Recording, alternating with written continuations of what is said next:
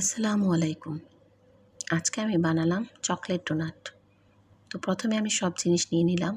এবার একটি পাত্রে প্রথমেই দিয়ে দিলাম হালকা কুসুম গরম দুধ এবং এতে দিয়ে দিলাম ইস্ট, চিনি এবং এটি ভালো করে নেড়ে আমি এটাকে রেখে দিলাম রেস্টে 10 মিনিট।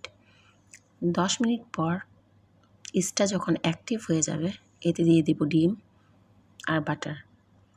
এবার আমি একটি হুইস্কের সাহায্যে মিশ্রণটিকে ভালো মতো নেড়ে এতে দিয়ে দিলাম ময়দা দিয়ে ভালো করে একটি ডো বানাতে হবে, মসৃণ ডো। এবার এই ডোটি আমি ভালো করে হাত দিয়ে চেপে এমনভাবে বাতাস বের করে নেব যাতে ডোটির ভিতর কোনো বাতাস না থাকে। আর একটি পাত্রে সামান্য তেল দিয়ে ডোটি রেখে রেস্টে দিব 1 ঘন্টার জন্য। 1 ঘন্টা রেস্টের পর ডোটি ফুলে ডাবল হয়ে যাবে। এবার এই ডোটি আমি ভালো করে মেখে এই ডোকে 14টি ভাগে ভাগ করে নেব। আমি এখানে যে পরিমাণ নিয়েছি এতে মোট 14টি ডোনাট হবে।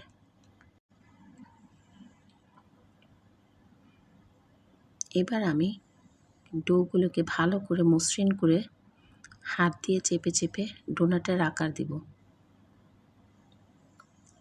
প্রথমে ডোনাটের মধ্যে একটি ছিদ্র করে ডোনাটটিকে ঠিক করে বানিয়ে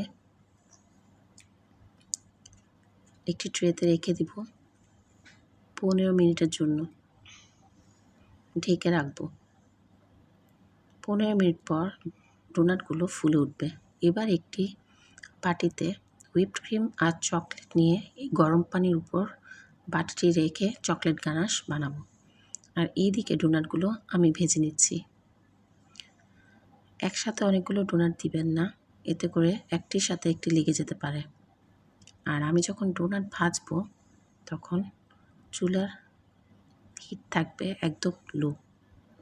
বেশি হিটে ডোনাট ভাজলে ডোনাটগুলো পুড়ে যেতে পারে।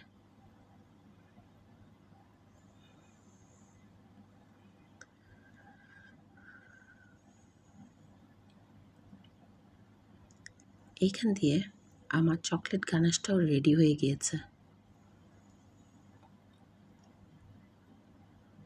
আমার ডোনাটগুলো প্রায় হয়ে গিয়েছে। এবার আমি এগুলোকে উঠিয়ে নিচ্ছি। একটি স্ট্রেনারের মধ্যে ডোনাটগুলো রেখে দিচ্ছি তেল ঝরার জন্য। আর বাকি ডোনাটগুলো আমি ভেজে নিচ্ছি একে একে করে।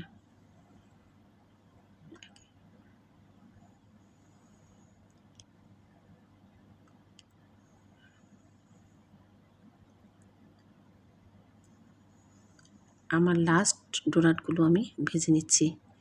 এবার আমি ডোনাটগুলোতে চকলেট লাগাবো। আমার বাচ্চারা চকলেট অনেক পছন্দ করে, তাই আমি বেশি করে চকলেট লাগাচ্ছি। আপনারা যারা মিষ্টি খেতে চান না তারা অল্প করে লাগাবেন।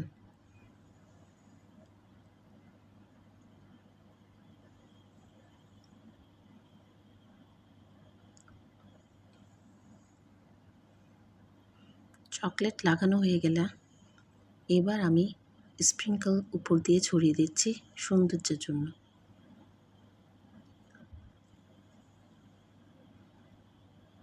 আপনারা চাইলে এমনিতেও খেতে পারেন। হয়ে গেল আমার চকলেট ডোনাট।